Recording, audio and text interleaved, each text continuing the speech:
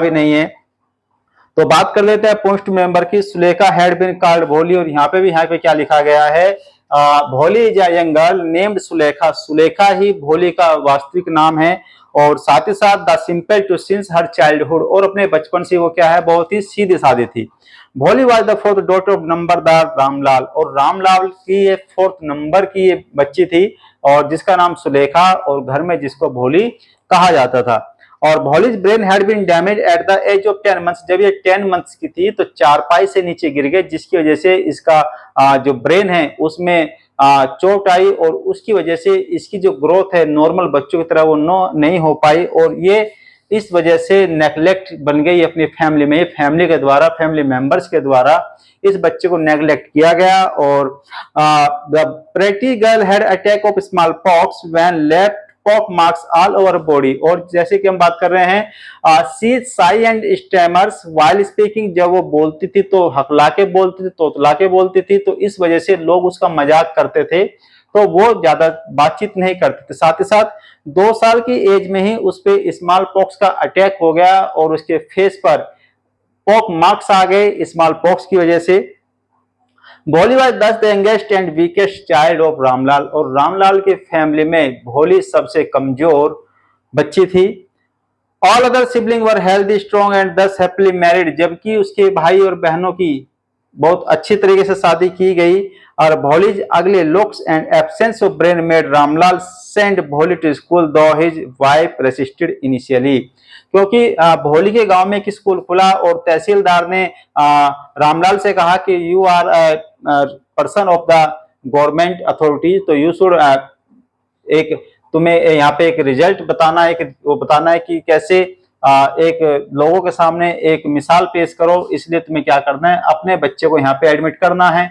और यहाँ हम जानते हैं कि यहाँ पे भोली के जो पेरेंट्स हैं वो उससे छुटकारा पाना चाहते थे, और अपनी जिम्मेदारी को स्कूल टीचर्स पर थोपना चाहते थे। तो रामलाल ने क्या किया, भोली का एडमिशन उस प्राइमरी स्कूल में करवा दिया जो उसके गांव में खुला था। अब बात कर लेते हैं इसके और जो टॉपिक्स हैं। Her family considers her unattractive and unintelligent, और भोली की फैमिली ने उसको अनअट्रैक्टिव और अनइंटेलिजेंट चाइल्ड माना। इसकी वजह से उसको नेग्लेक्ट किया गया, हर समय पे उसको नेग्लेक्ट किया जाता था। पुराने कपड़े उसको पहनाए जाते थे, बालों में कभी कंघी नहीं की जाती थी, और साथ ही साथ उसको हर तरह से प्रताड़ित किया जाता था।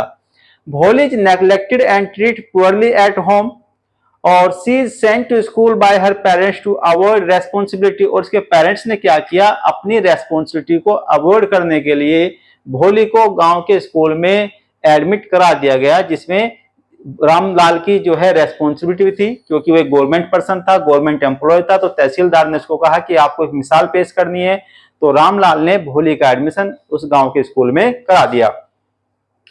हर teacher encourage her and builds her confidence. उसकी टीचर ने उसको क्या किया, उसके समझा, उसकी फीलिंग्स को समझा, तो उसके साथ क्या किया, इनकरेज किया, उसको प्रोत्साहित किया, और साथ ही साथ उसको एक कॉन्फिडेंट चाइल्ड के रूप में ट्रांसफॉर्म करने में मदद की।